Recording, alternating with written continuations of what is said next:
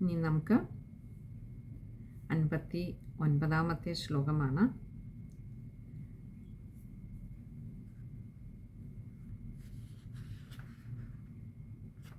ക്ഷമിക്കണം, 58-ാമത്തെ ശ്ലോകമാണ്. തതോർവാക് പ്രതിലബ്ധാക്ഷഃ കഃ പരേതവദുത്ഥിത കൃച്ഛ്രാദുന്മൂല്യ വൈദൃഷ്ടീരാചഷ്ടേദം സഹാത്മനാ. തതോർവാക് പ്രതിലബ്ധാക്ഷഃ. തതഃ അർവാക്, ഇങ്ങനെ രണ്ട് വാക്കുകൾ ചേരുന്നതാണ് തതോർവാക്. തതഃ എന്ന് പറഞ്ഞാൽ അനന്തരം, അർവാക്ക് എന്ന് പറഞ്ഞാൽ ബഹീങ്കൽ എന്ന് പറഞ്ഞാൽ ഇവിടെ പുറത്തേക്ക് യാതൊരു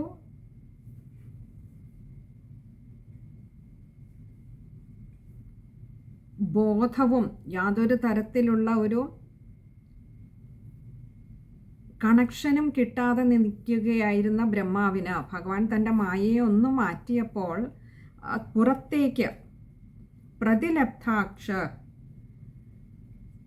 തിരികെ കിട്ടിയ അക്ഷ എന്ന് പറഞ്ഞ ഇവിടെ കണ്ണുകൾ എന്നാൽ ഇന്ദ്രിയങ്ങളോട് കൂടിയ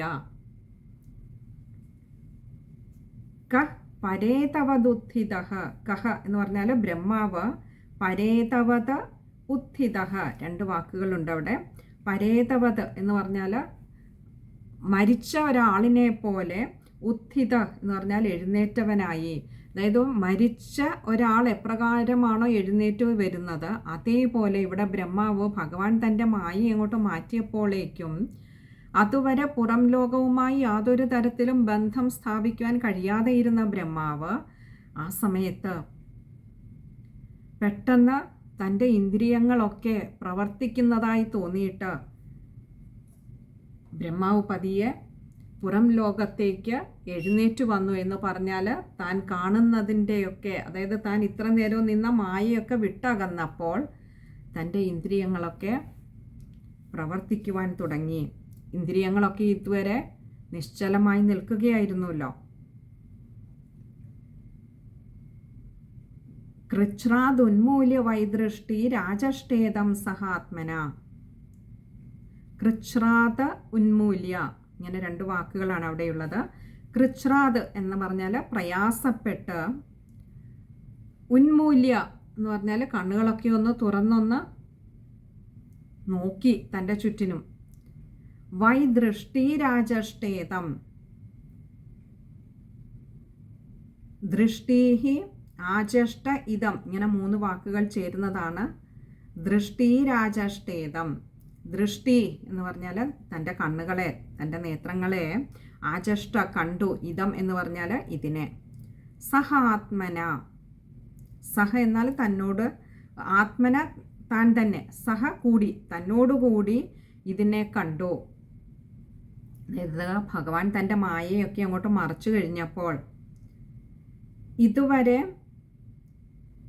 മോഹിതനായി ചലനമറ്റ് നിന്നുപോയിരുന്ന ബ്രഹ്മാവിൻ്റെ ഓരോരോ ഇന്ദ്രിയങ്ങൾക്ക് ക്രമേണ വികാസം പ്രാപിക്കുക. അതായത് മിഴികളൊക്കെ ശരിക്ക് തുറക്കുവാൻ കഴിയുന്ന, മറ്റേ ഇതുവരേക്കും മിഴികൾ ശരിക്ക് തുറക്കുവാൻ കഴിയുന്നില്ല എന്ന് ബ്രഹ്മാവ് പോലും അറിയുന്നില്ല. അതുകൊണ്ടാണ് പറഞ്ഞത് പരേതനായ ഒരാളിനെ പോലെ നിന്നിരുന്നു.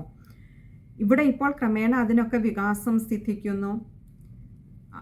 ഒരു മരിച്ചു കിടക്കുന്ന ആൾ എപ്രകാരമാണോ ഉയർത്തെഴുന്നേറ്റ് വരുന്നത് വളരെ പെട്ടെന്ന്, അപ്രകാരം എഴുന്നേറ്റ് വന്നപ്പോൾ ഞാനെന്നും എൻ്റേതെന്നുമുള്ള ആ ഒരു പൂർവസ്ഥിതിയിലേക്ക്, ആ ഒരു വിചാരത്തിലേക്ക്, അല്ലെങ്കിൽ അതിനാസ്പദമായിരിക്കുന്ന ഈ ദേഹബോധത്തിലേക്ക് ബ്രഹ്മാവ് തിരികെ വന്നു. അപ്പോൾ ഇത്രയും നേരവും നിന്നിരുന്നത് ഇത് ഈ ദേഹബോധമില്ലാത്ത ഭഗവാൻ മാത്രമുള്ള ഒരു ലോകത്തിലായിരുന്നുവെന്ന് അർത്ഥം. അതായത് ആ സത്യത്തെ കണ്ടും അറിഞ്ഞും അനുഭവിച്ചും നിന്നിരുന്ന ഒരവസ്ഥയായിരുന്നു അത്. അതിനുശേഷം വീണ്ടും ദേഹബോധത്തിലേക്ക് വരുമ്പോൾ എൻ്റേതെന്നും ഞാനെന്നുമുള്ള തലത്തിലേക്ക് വരുന്നു.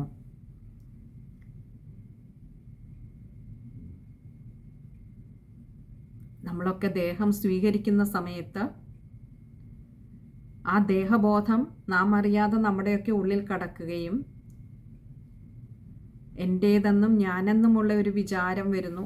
എൻ്റെ കർമ്മം, എൻ്റെ ബന്ധുക്കൾ, എനിക്ക് പ്രിയപ്പെട്ടവർ, എൻ്റെ തൊഴിൽ, എൻ്റെ സ്ഥാനം, എൻ്റെ മാനം, എൻ്റെ അപമാനം തുടങ്ങിയ ഒരുപാട് കാര്യങ്ങൾ ഈ ദേഹവുമായി ബന്ധപ്പെട്ടാണ് ഞാൻ നിലനിൽക്കുന്നത് തന്നെ. എന്നാൽ ഒരിക്കൽ ദേഹം ഉപേക്ഷിക്കുമ്പോൾ, ദേഹബോധം ഇല്ലാതെ ആയിക്കഴിഞ്ഞാൽ പിന്നീട് ഉള്ളത് അതൊന്നു മാത്രമാണ്, ഈശ്വരൻ മാത്രം. അതിനെ ഇവിടെ ആ സമയത്ത് ഞാനെന്നും എൻ്റേതെന്നുമുള്ള വിചാരവും ദേഹബോധവും ഇല്ലാതെ വരുമ്പോൾ കർമ്മങ്ങൾ ചെയ്യാൻ മറന്നു പോകുന്നു. അതായത് നമ്മൾ പോലും അറിയുന്നില്ല, നമ്മൾ കർമ്മം ചെയ്യുന്നില്ല എന്ന് പോലും അറിയാത്ത ഒരവസ്ഥയിലേക്ക് എത്തിച്ചേരുന്നു. ഇവിടെ ബ്രഹ്മാവ് എത്തിച്ചേർന്നതുപോലെ ഭഗവാൻ മാത്രമാകുന്ന ഒരു ലോകത്തിൽ നിശ്ചലരായി നിശ്ചേഷ്ടരായി നിന്നു പോകുന്നു. ആ പ്രഭയുടെ മുൻപിൽ നമ്മളൊക്കെ വെറും നിസ്സാരരാണ്. ആ നിയന്ത്രണത്തിൽ നിൽക്കുന്ന, ആ പ്രഭ കൊണ്ട് ജ്വലിക്കുന്നതായി തോന്നുന്ന വെറും പ്രതിബിംബങ്ങൾ മാത്രമാണ് നമ്മളൊക്കെ എന്നുള്ള ഒരു സത്യം അവിടെയാണ് ബോധ്യപ്പെടുന്നത്. അതുവരെ ഈ ദേഹത്തിലിരിക്കുമ്പോൾ ഇതൊക്കെ ദേഹസംബന്ധമായ വിഷയങ്ങളായി മാറുന്നു. ഇതിനോട് ബന്ധപ്പെട്ടാണ് നമ്മുടെയൊക്കെ ജീവിതം പോകുന്നത്. എല്ലാ ബന്ധങ്ങളും ബന്ധനങ്ങളാവുന്നതും ഈ ബോധത്തിൻ്റെ അടിസ്ഥാനത്തിലാണ്. ഇവിടെ ഭഗവാൻ മായ നീക്കി എന്ന് പറഞ്ഞാൽ ഭഗവാന്റെ ആ ശരിയായ മായാസ്വരൂപൻ്റെ മായാപ്രഭാവത്തിൽ പെട്ടുകഴിയുമ്പോൾ ഭഗവാനെ മാത്രം കാണുന്നു. ആ മായ നീക്കിക്കഴിഞ്ഞാൽ പ്രകൃതിയിൽ വർത്തിക്കുന്നതായിട്ടുള്ള ആ മായയുടെ വലയത്തിൽ വന്ന് വീഴുന്നു. ആ മായ നമ്മളെ പരമസത്യത്തെ, പരമജ്ഞാനത്തെ മറയ്ക്കുന്നതാക്കിക്കൊണ്ട് നമ്മളെയൊക്കെ ഞാനെന്നുള്ള ദേഹബോധത്തിൽ വർത്തിക്കുവാൻ പ്രേരിപ്പിക്കുകയും ചെയ്യുന്നു. ഇവിടെ ബ്രഹ്മാവിന് തൻ്റെ ഇന്ദ്രിയങ്ങളൊക്കെ വികാസം തുടങ്ങി, തൻ്റെ ചുറ്റിനുമുള്ള ലോകത്തെ കണ്ടു. ആ സമയത്ത് താൻ ബ്രഹ്മാവാണെന്നും താൻ സൃഷ്ടിച്ച പ്രകൃതിയാണെന്നും സൃഷ്ടികളാണെന്നും തുടങ്ങിയ താനെന്നും തൻ്റേതെന്നുമുള്ള ഈ ദേഹബോധം ബ്രഹ്മാവിലേക്ക് തിരികെ വരികയും ചെയ്യുന്നു. നമുക്ക് ആ ശ്ലോകം ഒന്നുകൂടി നോക്കാം. തതോർവാക് പ്രതിലബ്ധാക്ഷ കഃ പരേതവദുത്ഥിത കൃച്ഛ്രാദുന്മൂല്യ വൈദൃഷ്ടീരാചഷ്ടേദം സഹാത്മന. ശ്ലോകം വായിക്കുമ്പോൾ ശ്രദ്ധിക്കേണ്ട കാര്യങ്ങൾ: പ്രതിലബ്ധാക്ഷ കഃ പരേതവദുത്ഥിത. മൂന്നിടത്തും വിസർഗമുണ്ട്. പകുതി ഹകാരത്തിൽ വായിക്കുക. അതുപോലെ തതോർവാക്, ഒകാരം നീട്ടിയെടുക്കുക. കൃച്ഛ്രാദുന്മൂല്യ, ദായുടെ ഉകാരം ശ്രദ്ധിക്കുക, ഉന്മീല്യാണ്. അതേപോലെ ദൃഷ്ടീരാചഷ്ടേദം, ദൃഷ്ടി ആചഷ്ടയാണ്, രായുടെ ആകാരം നീട്ടിയെടുക്കുക. ഇത്രയും കാര്യങ്ങളാണ് ആ ഒരു ശ്ലോകം വായിക്കുമ്പോൾ ശ്രദ്ധിക്കേണ്ടതായിട്ടുള്ളത്. ഇനി അടുത്തത് 58ാമത്തെ ശ്ലോകമാണ്.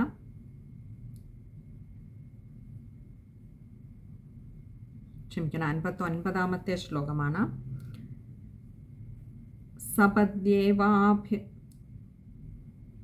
സപദ്യേവാഭിതഃ പശ്യൻ ദിശോ പശ്യത് പുരസ്ഥിതം വൃന്ദാവനം ജനാജീവ്യ ദ്രുമാകീർണം സമാപ്രിയം യത്ര നൈസർഗദുർവൈരാ സഹാസൻമൃഗാദയ മിത്രാണി വാജിതാവാസദ്രുതരുദർശകാദികം. സപദ്യേവാഭിതഃ പശ്യൻ, സപതി ഇവ അഭിത, ഇങ്ങനെ 3 വാക്കുകൾ ചേരുന്നുണ്ട് അവിടെ. സപതി എന്ന് പറഞ്ഞാൽ ഉടൻ, സപതി ഇവ എന്ന് പറഞ്ഞാൽ ഉടനെ തന്നെ, അഭിത എന്ന് പറഞ്ഞാൽ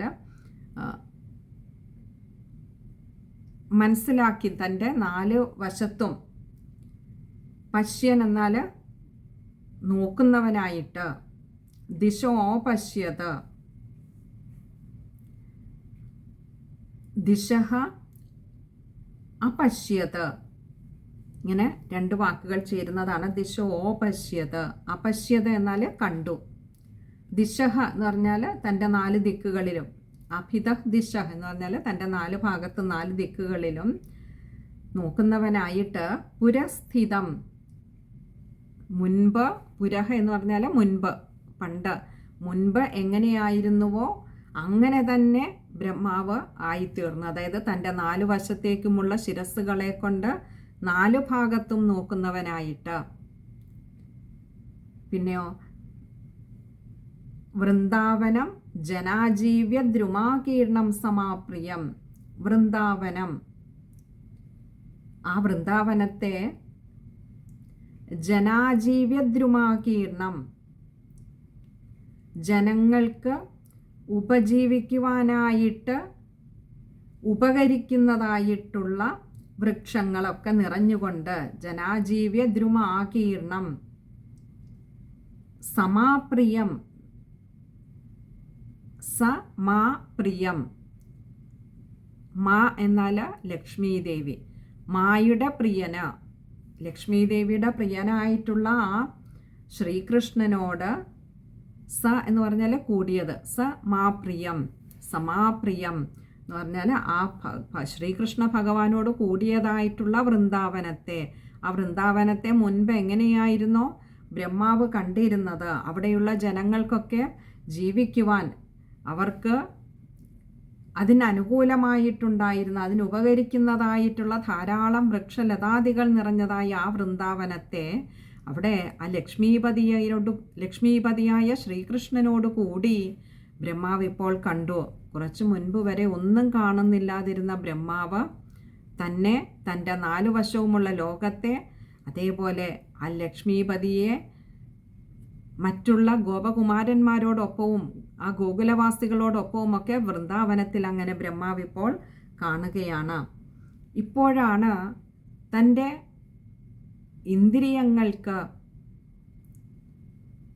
പ്രവർത്തനശേഷി തിരിച്ചു കിട്ടിയത്. അതുകൊണ്ട് തന്നെ മുൻപ് എങ്ങനെയായിരുന്നോ ബ്രഹ്മാവ് കണ്ടുകൊണ്ടിരുന്നത് അതേ വിധത്തിൽ തന്നെ ഇപ്പോഴും കാണുവാൻ തുടങ്ങി. ഇടയ്ക്ക് കുറച്ചു സമയം ഭഗവാന്റെ ആ മായയിൽ പെട്ടിരുന്നപ്പോൾ ഇന്ദ്രിയങ്ങളൊക്കെ നിശ്ചലങ്ങളായി, കാണുന്നത് ഒന്നിനെ മാത്രമായി, അതും കണ്ണ് ചിമ്മാതെ കണ്ടുകൊണ്ടിരുന്നു ആ ഭഗവാനെ. ഭഗവാന്റെ പ്രഭയുടെ ആ ഒരു തീക്ഷ്ണതയിൽ, അതിൻ്റെ ആ ഒരു ആനന്ദലഹരിയിൽ മറ്റൊന്നും കാണാതെ, കേൾക്കാതെ, മറ്റൊന്നിലേക്കും കണ്ണ് ചലിക്കാതെ അങ്ങനെ നിശ്ചേഷ്ടനായി നോക്കി നിന്നിരുന്ന ബ്രഹ്മാവിന് ഭഗവാന്റെ ആ ഒരു മായാപ്രഭാവം ഇട്ടുകഴിഞ്ഞപ്പോൾ ഇന്ന് തൻ്റെ ചുറ്റിനുമുള്ള ലോകത്തെയൊക്കെ കാണുവാനായി കഴിഞ്ഞു. ഇനി നമുക്ക് ആ ശ്ലോകം ഒന്നുകൂടി നോക്കാം. സപദ്യേവാഭിതഃ പശ്യൻ ദിശോപശ്യത് പുരസ്ഥിതം വൃന്ദാവനം ജനാജീവ്യ ദ്രുമാകീർണം സമാപ്രിയം.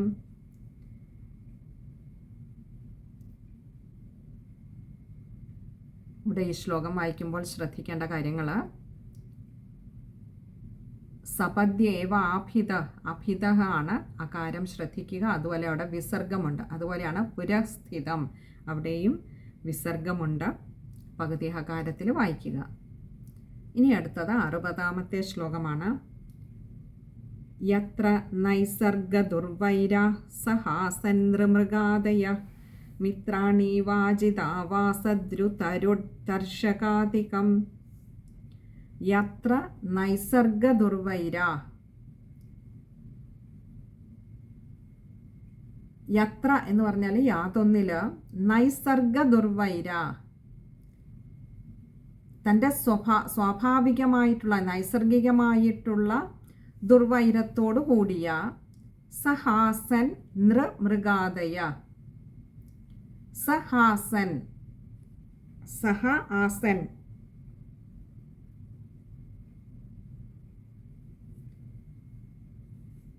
ഒരുമിച്ച് വസിക്കുന്നതായിട്ടുള്ള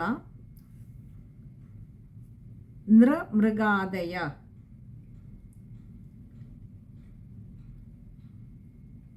നൃ എന്ന് പറഞ്ഞാൽ മനുഷ്യര്, മൃഗങ്ങള് ആദിയായിട്ടുള്ളവര്. മിത്രാണീവ ആജിതാവാസദ്രുതരുത്തർഷകാധികം. മിത്രാണി ഇവ അജിതാവാസ ദ്രുതരുത്തർഷകാദികം. മിത്രാണി ഇവ എന്ന് പറഞ്ഞാൽ മിത്രങ്ങളെ പോലെ അവർ പരസ്പരം സഹകരിച്ച് അജിതാവാസ ദ്രുതരുത്തർഷകാദികം. അജിതൻ്റെ, അതായത് ആ മഹാവിഷ്ണു ഭഗവാന്റെ വാസ എന്ന് പറഞ്ഞാൽ ഭഗവാന്റെ ആ ഒരു ആവാസം ഹേതുവായിട്ട് ദ്രുതരുത്തർഷകാദികം, ഭഗവാന്റെ ആ ഒരു സാമീപ്യം കൊണ്ട് തന്നെ ആ വൃന്ദാവനത്തിൽ പശുക്കളാകട്ടെ മനുഷ്യരാകട്ടെ അവർക്കിടയിൽ ക്രോധമോ ലോഭമോ ഇങ്ങനെയുള്ള യാതൊരു ചിന്തകളും ഇല്ലാതെ അവർ പരസ്പരം മിത്രങ്ങളെ പോലെ കഴിഞ്ഞു. അതായത് ഭഗവാന്റെ ആവാസം നിമിത്തം ഇതെല്ലാം അകന്നു പോയിരുന്നു അവരിൽ നിന്നും. അങ്ങനെയുള്ള ഒരു വൃന്ദാവനത്തെ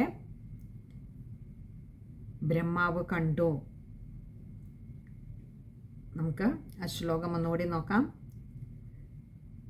യത്ര നൈസർഗ ദുർവൈരാ സഹാസനൃമൃഗാദയ മിത്രാണി വാജിതാവാസദ്രുതരുത്തർഷകാദികം. ഇവിടെ നൈസർഗ ദുർവൈര എന്ന് പറഞ്ഞു. ഭഗവാന്റെ സ്വാഭാവികമായുള്ള പ്രകൃതി തന്നെ ഭഗവാൻ ആരോടും മമതയുമില്ല വൈരവുമില്ലാത്ത സവിശേഷതയുള്ള ആളാണ് ഭഗവാൻ. അങ്ങനെ ഇരിക്കെ ആ ഭഗവാന്റെ സാമീപ്യം കൊണ്ട് തന്നെ ആ വൃന്ദാവനത്തിലുള്ളവരിലേക്കും ആ ഒരു ഗുണം അറിയാതെ വന്നു ചേർന്ന് എല്ലാ മൃഗങ്ങളും എല്ലാ മനുഷ്യരും തമ്മിൽ ഒരു മൈത്രീഭാവം ഉടലെടുത്തു. അവർക്കൊന്നും ഇടയിൽ ഒരു കാമക്രോധ ലോഭമോഹാദികൾ ഒന്നും തന്നെയും പരസ്പരം, അല്ലെങ്കിൽ എൻ്റെ കാര്യത്തിന് വേണ്ടി എൻ്റെ സ്വാർത്ഥ ലാഭത്തിന് വേണ്ടി അത് മൃഗങ്ങളെ ആയിക്കോട്ടെ മറ്റു മനുഷ്യരെ ആയിക്കോട്ടെ ഉപയോഗിക്കുന്ന ഒരു മാനസികാവസ്ഥ, തരംതാണ മാനസികാവസ്ഥ അവർക്കിടയിൽ ഇല്ലായിരുന്നു. എല്ലാവരും പരസ്പരം സഹകരിച്ച് സന്തോഷിച്ച് ഒരുമയോടുകൂടി മിത്രഭാവത്തിൽ കഴിഞ്ഞുകൂടുന്നതാണ് ബ്രഹ്മാവ് കണ്ടത്. ശ്ലോകം ഒന്നുകൂടി നോക്കാം.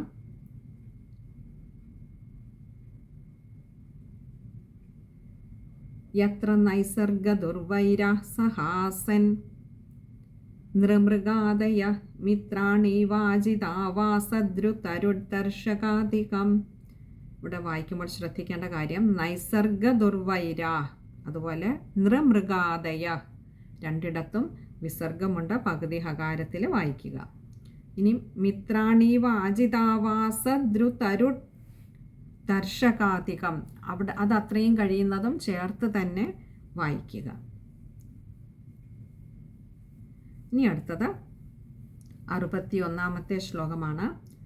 തത്രോദ്വഹത് പശുപവംശശിശുത്വനാട്യം ബ്രഹ്മാദ്വയം പരമനന്തമഗാധബോധം വത്സാൻ സഖീനിവ പുരാ പരിതോ വിജിൻവദ്ദേകം സപാണികപളം പരമേഷ്ഠ്യചഷ്ട. തത്രോദ്വഹത് പശുപവംശശിശുത്വനാട്യം. തത്ര ഉദ്വഹത്, തത്ര അവിടെ, ഉദ്വഹത് ഉത്കൃഷ്ടമായിട്ടുള്ള ഒരു ചൈതന്യം, പശുപവംശ ശിശുത്വനാട്യം.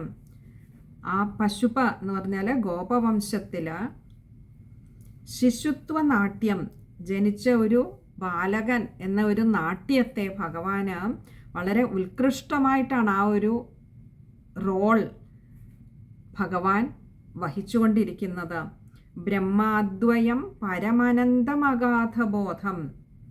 ബ്രഹ്മ അനന്തം, ബ്രഹ്മ അദ്വയം പരം അനന്തം അഗാധബോധം. ബ്രഹ്മ എന്ന് പറഞ്ഞാൽ അങ്ങനെയുള്ള ആ പരബ്രഹ്മത്തെ, അദ്വയം രണ്ടില്ലാത്തതായിട്ടുള്ള, ദ്വയമില്ലാത്ത രണ്ടില്ലാത്ത ഒന്ന് മാത്രമായിട്ടുള്ള, പരം ശ്രേഷ്ഠമായിട്ടുള്ളത് ലോകാതീതമായിട്ടുള്ളത്, അനന്തം അന്തമില്ലാത്തതായിട്ടുള്ളത്. അതങ്ങനെ എവിടെയാണ് അതിനൊരു അവസാനമെന്നറിയാത്തതായിട്ടുള്ള അഗാധബോധം, അഗാധമായിട്ടുള്ള അതിൻ്റെ ആ ഒരു അളവ് നമുക്ക് നിർണയിക്കുവാൻ കഴിയാത്തതായിട്ടുള്ള സ്വരൂപത്തോടു കൂടിയതായും വത്സാൻ സഖീനിവ പുരാ പരിതോ വിജിൻവദേകം സപാണികബളം പരമേഷ്ട്യജഷ്ട. വത്സാൻ സഖീൻ ഇവ, പശുക്കുട്ടികളെയും സഖികളെയും, ഇവ എന്ന് പറഞ്ഞാൽ എന്നതുപോലെ, എങ്ങനെ, പുര മുൻപ് എങ്ങനെയായിരുന്നുവോ അതേപോലെ, പരിതോ വിജിൻവത് ഏകം, പരിതഃ എന്ന് പറഞ്ഞാൽ 4 ഭാഗത്തും, വിജിൻവത് തിരയുന്നതായിട്ട്, ഏകം എന്ന് പറഞ്ഞാൽ ഒന്ന് മാത്രമായിരിക്കുന്ന, അതായത് 1 വർഷം മുൻപ്, ഇപ്പോൾ ബ്രഹ്മാവ് കാണുന്നത് എന്താ, 1 വർഷം മുൻപ് താൻ ഈ പശുക്കുട്ടികളെയും ഗോപബാലന്മാരെയും അവിടെ നിന്നും തൻ്റെ മായ കൊണ്ട് അപ്രത്യക്ഷമാക്കിയപ്പോൾ ലക്ഷ്മീപതിയായ ഭഗവാൻ, കപട മാനുഷ ബാലവേഷം കെട്ടിയ ഭഗവാൻ എപ്രകാരമായിരുന്നുവോ താൻ ഒരാൾ മാത്രമായി അവശേഷിക്കുകയും അതേപോലെ ഈ പശുക്കുട്ടികളെയും മറ്റു ഗോപബാലന്മാരെയും അന്വേഷിക്കുകയും ചെയ്തത് എങ്ങനെയാണ്? ആ കാഴ്ചയ്ക്ക് ഒരു പ്രത്യേകതയുണ്ടായിരുന്നു. സപാണികബളം, കയ്യിൽ പകുതി കടിച്ച ഒരു ചോറുരുളയും ഉണ്ടായിരുന്നു. പരമേഷ്ട്യജഷ്ട,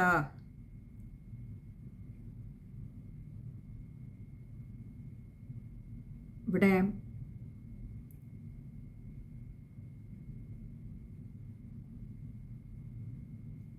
അജഷ്ട എന്ന് പറഞ്ഞാൽ കണ്ടു. പരമേഷ്ഠി എന്നാൽ ബ്രഹ്മാവ്, പരമേഷ്ഠി അജഷ്ട, ബ്രഹ്മാവ് കണ്ടു. അതായത് ബ്രഹ്മാവ് 1 വർഷം മുൻപ്, ബ്രഹ്മാവിൻ്റെ ലോകത്തെ ഒരു ത്രുടി സമയമേ ആയിട്ടുള്ളൂ, വളരെ ചെറിയൊരു നിമിഷത്തിൻ്റെ വളരെ ചെറിയൊരു അംശമേ ആയിട്ടുള്ളൂ. അന്ന് ബ്രഹ്മാവ് മറയ്ക്കുമ്പോൾ എന്തായിരുന്നുവോ താഴെ വൃന്ദാവനത്തിൽ ഭൂമിയിൽ ബ്രഹ്മാവ് കണ്ടത്, അതിനുശേഷം ഭഗവാൻ ഇത്രയേറെ മായ കാട്ടി ബ്രഹ്മാവിനെ തന്നെ മോഹിപ്പിച്ചുവെങ്കിലും ഭഗവാന്റെ ആ മായ നീങ്ങിയപ്പോൾ ബ്രഹ്മാവ് ഇപ്പോൾ കാണുന്നത് കയ്യിൽ ഒരു പകുതി ചോറുരുളയുമായി, പകുതി കഴിച്ച ചോറുരുളയുമായി ആ ശ്രീകൃഷ്ണൻ ഒറ്റയായി നടന്നുകൊണ്ട് ഈ ഗോപബാലന്മാരെയും പശുക്കുട്ടികളെയും ഒക്കെ നോക്കുന്നതാണ്. അവിടെയൊക്കെ അന്വേഷിച്ച് 4 പാടും നടക്കുന്നതാണ് കാണുന്നത്. അതുകൊണ്ട് ആദ്യമേ പറഞ്ഞു പശുപവംശ ശിശുത്വനാട്യം. അത് ഉദ്വഹത, വളരെ ഉത്കൃഷ്ടമായിട്ടാണ് ഭഗവാൻ തൻ്റെ ആ ഒരു റോള്, തൻ്റെ ആ ഒരു വേഷം, ആ വേഷം കെട്ടലാണെന്നറിയാത്ത വിധത്തിൽ എത്ര മനോഹരമായിട്ടാണ് ഭഗവാന് അവിടെ ആ അന്വേഷിച്ച് നടക്കുന്നത്.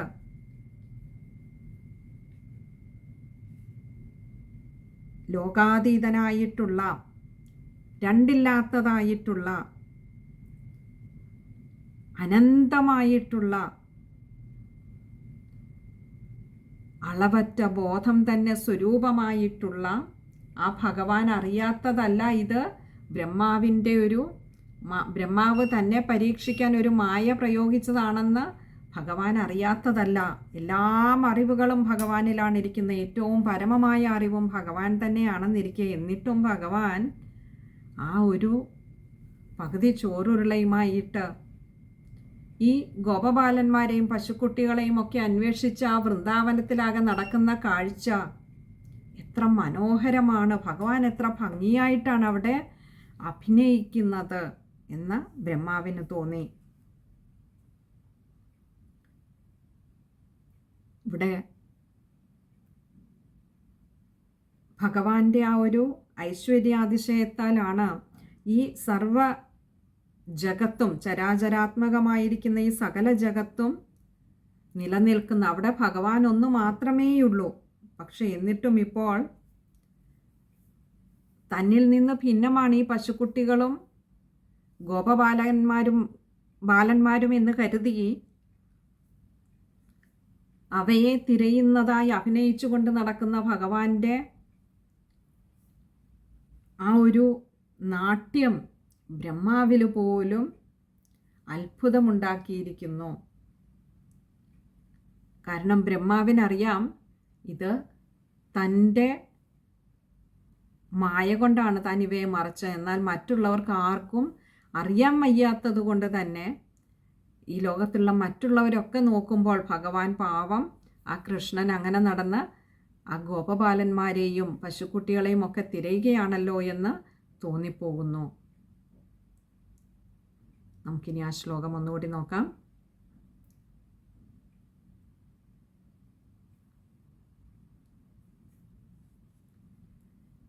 തത്രോദ്വഹത് പശുപവംശശിശുത്വനാട്യം ബ്രഹ്മാദ്വയം പരമനന്ദമഗാധബോധം വത്സാൻ സഖീനിവ പുരാ പരിതോ വിജിൻവദ്ദേകം സപാണികബളം പരമേഷ്ഠ്യജഷ്ട.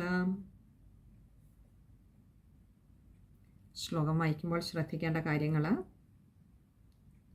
തത്ര ഉദ്വഹതാണ് പദം പിരിക്കേണ്ട. തത്രോദ്വഹത് അവിടെ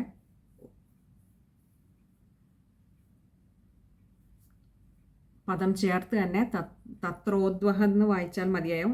ഓകാരം ശ്രദ്ധിച്ചാൽ മതി. അതുപോലെ ബ്രഹ്മ അദ്വയമാണ്. ബ്രഹ്മ അദ്വയം. പരം അനന്തം അഗാധബോധമാണ്. അപ്പോൾ മായ്ക്ക് രണ്ടിടത്തും അകാരം കൊടുത്ത് വായിക്കുക. അതുപോലെ സഖീൻ ഇവ പുര, സഖീൻ ഇവ പുര അവിടെ വായിക്കുമ്പോൾ ശ്രദ്ധിക്കുക.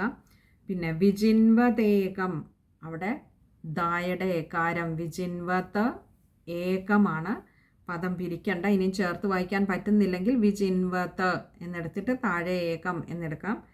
കഴിയുന്നതും വിജിൻവതേകം എന്ന് തന്നെ വായിക്കുന്നതാവും നല്ലത്. അതുപോലെ പരമേഷ്ഠ്യ അജഷ്ട, പരമേഷ്ഠി അജഷ്ടാണ്. അതുകൊണ്ട് പരമേഷ്ഠ്യ അജഷ്ട, ഷ്ഠ്യ എന്ന അക്ഷരത്തിന് അകാരം കൊടുത്ത് വായിക്കുക. ഇത് ഇത്രയും കാര്യങ്ങളാണ് ആ ഒരു ശ്ലോകം വായിക്കുമ്പോൾ ശ്രദ്ധിക്കേണ്ടതായിട്ടുള്ളത്. ഇനി അടുത്തത്